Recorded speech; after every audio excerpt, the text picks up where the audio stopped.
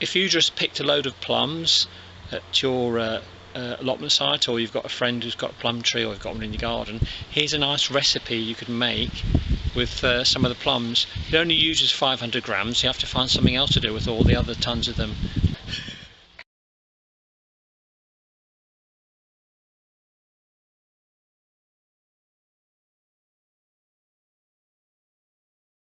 You'll need 8 halves of plums there to go for your decoration, and you can use more plums and chop them into chunk sizes here. In total you could use around 500 grams for this recipe. We've used 400 because our plums have been a bit attacked by pests, so I've only used the bits which are clean. And you've got 3 eggs, got some light brown sugar there, some caster sugar, self-raising flour, some cinnamon, some baking powder and some cocoa powder, and some margarine, or you can use butter. We're using a springform tin here which has been greased with margarine, and also, as you can see, there's some paper there which cut a circle, proper baking paper there underneath. Mixing bowl here. Obviously you need to use your weighing scale to get your amounts. I'll give you the amounts on the screen, and of course a hand mixer. Okay, we've set the oven at 150 because it's fan assisted electric. If yours isn't fan assisted, get your oven on at 160. Okay, now apart from the plums here, all your other ingredients are going to go into your nice big mixing bowl. Okay, that's step 1 once you've got your ingredients together and weighed out. Okay, so basically we've decided to break the eggs onto one plate. Everything else is now already in, as you can see. You've got your cinnamon, you've got your baking powder, your self-raising flour, your brown sugar, etc., and your cocoa powder, and then the eggs are ready to go in. So here we have all of the ingredients in the mixing bowl besides the plums. Okay, so this will be it's called chocolate plum cake, this recipe, as you might have gathered from the type of ingredients we've got. Good way of using up some of the plums that you've been growing on your allotment. You need to combine all of your ingredients except for the plums together with a hand mixer such as I've used, or you can just use an ordinary wooden spoon if you like, but they need to be thoroughly mixed. Okay, next you need to fold your plums in. This is minus the half, which is the top, as we said earlier. Okay, so they're into your mixture, and you can just fold them in. You can just use a spoon for that. Okay, so I'm just folding them into the mixture, as you can see, to make your plum chocolate mixture. Okay, once you've folded the plums in, you need to spoon the mixture into your cake tin. We're using a springform cake tin here, which is lined and it's been greased.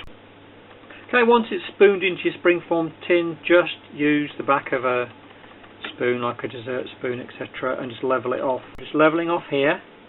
Once that's done, we'll be able to place the half plums, the decoration on top. Okay, so job done. Okay, so after lining it, as you can see with this first half plum, you need to put them skin side up. Okay, and decorate it. This is where your decoration skills will come in.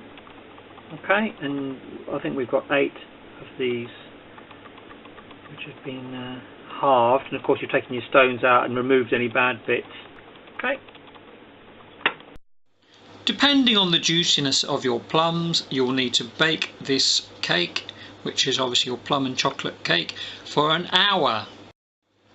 So set your timer for an hour, and if you think it needs more time after that, then you need to add more time, but keep checking your cake. Don't just leave it. Have your alarm set ready.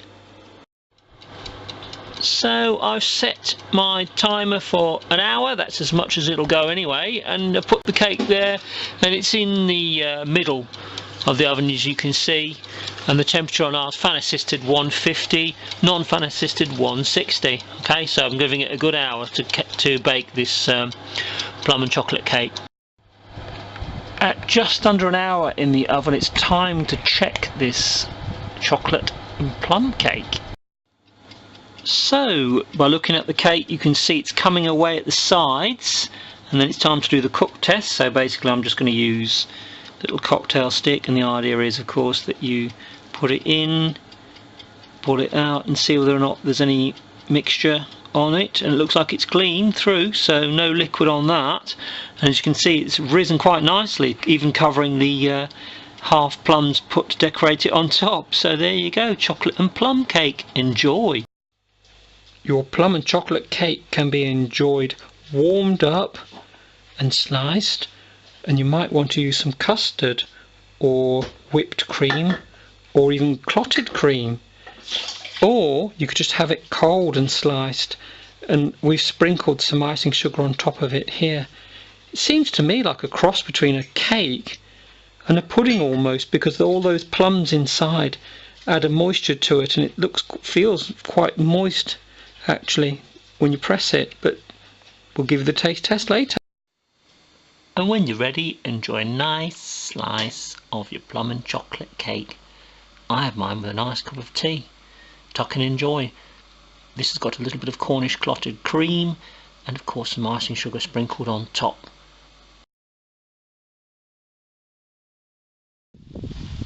It's time for the great potato reveal. This was a Morrison's red potato, supermarket potato, so I'm going to cut the stalks and see what we've got from putting one potato in on the 100-day challenge for Allotmental. Let's see what we've got. I used a Morrison's red potato, and that's all I've got to do. So, and I filled this green potato bag up with compost and basically looked after it. So that's after 100 days. So obviously, if you want to check yourselves, I wouldn't recommend using a Morrison's red potato for this experiment. But I did do another set of potatoes with another Morrison's potato, which wasn't red. So let's see if that's done any better then. At the same time, I tried another Morrison's potato. This was one of their new potato. It wasn't a baking one, just as an experiment on my own right. And it seems as though you get a bit more. Not very good quality though. And of course I've got some freebies thrown in. I've got three free slugs as well. And that's the easy with that. So I shan't be bothering with supermarket potatoes again, but it was a good experiment.